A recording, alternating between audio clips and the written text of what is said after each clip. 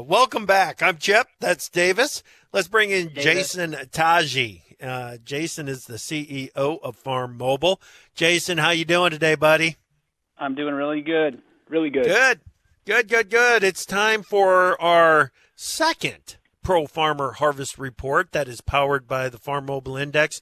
We talked about it a couple of weeks ago and what it is. This is our first update to the initial numbers that we had, Jason, and people need to understand that what we're talking about here is it is a snapshot from time, of course, of what yields are, but this is real-time information coming in. I mean, it's kind of my first, I guess it's my first experience with crowdsourcing data, right?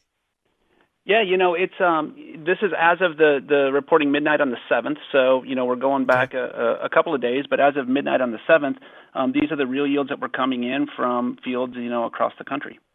Yeah, and because of the way that it comes in, yes, you can break it down to the state-by-state level, but I want to emphasize we're not zeroing in and talking about any one person's operation, are we?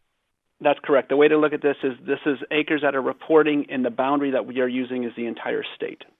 Right. Good. Okay. So let's start with corn. What as more and more crop is being harvested, you're getting more and more data in. Were there any big movers from the first week in as far as corn yield goes? I think a couple things to look at, and I'll run through these. In Illinois, right now we're seeing it about 210. Indiana is about 204.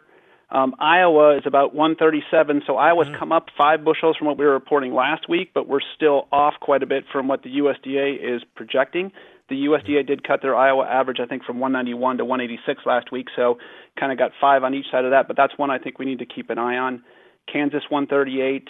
Minnesota 193, that was up quite a bit from last week, so that one's come up a bit. And Missouri's at 153 right now.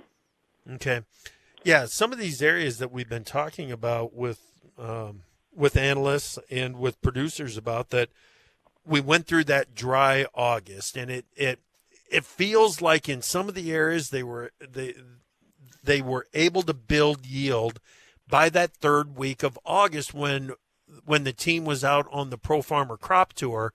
They identified that yield, and somehow, some way, it held on to that yield even through the dry end of the month into September. It was a dry month at the end of the growing season for that corn crop in a lot of places, and even to see Illinois coming in at 210, I mean, come on, that's a doggone good number in any year. I don't care what we're talking about. So it's all very impressive. And the other one that really jumps out at me, Jason, is Minnesota seems to be confirming a really good northern growing area corn crop.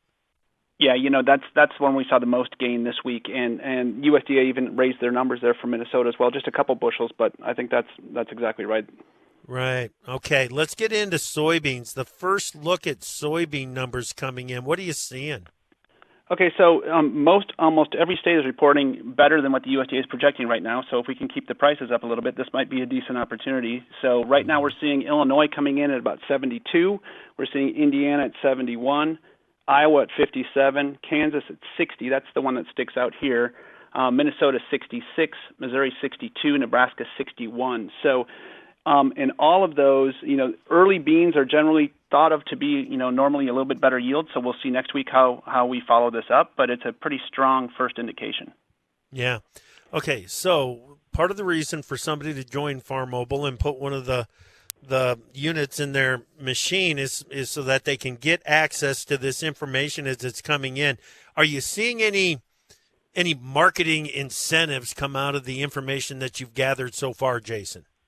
I think when you talk about marketing incentives, what Farmobile is really here to do is to help farmers document the activities that they do, because sometimes you get so busy, on the job at hand that you kind of, some of the things kind of slack from record keeping and that sort of perspective. So generally what we're here to do is to act like a Fitbit and be in that machine and collect all the information and make sure that we're putting it into the right field containers and we're getting the right information on there so that you can go back and review it later. And so as a byproduct of that, the Harvest Index is one of the byproducts that we have. We also have a return on seed functionality that we're going to be releasing. as well as a lot of different just metrics from your machine data, like how much time is your machine spent idling and transporting, and all these kind of things. And you can't manage what you can't measure, and that's really what a puck helps you do in a lot of different ways. Right, gotcha. Okay, so the next update comes our way when? We will have the next update coming for Pro Farmer subscribers in the Friday afternoon newsletter, okay. And we will talk again next week. Farmobile subscribers can log in daily to see these updates once a day. Yeah, if you're a member of Farmobile, the information is there, right? It's there for you to log in and look at it, and it's been a pretty popular, page view hit from a lot of our members here in the last few days. I'll bet it has. Jason, thanks, buddy. We appreciate it. We'll talk to you again next week. Sounds great. Thank you. All right. Yep, that is Jason Tatge. He is the CEO of Farmobile.